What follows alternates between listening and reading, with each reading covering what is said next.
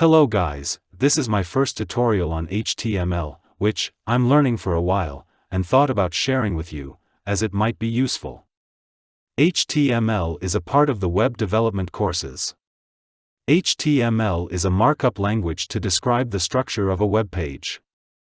That's why it is called hypertext markup language. I won't take much of your time, so let's get started. So, what are the resources we need for learning it?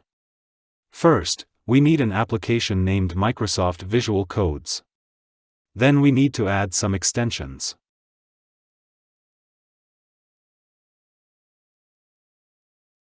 Now, after adding them like I showed, you need to understand what I tell you. So, let's get started with headings.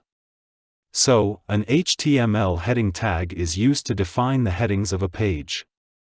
There are 6 heading levels. They are H1, H2, H3, H4, H5 and H6.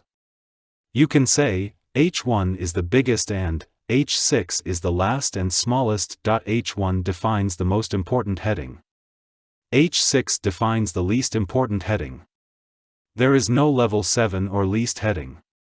You use heading elements to address the levels of the centers or texts.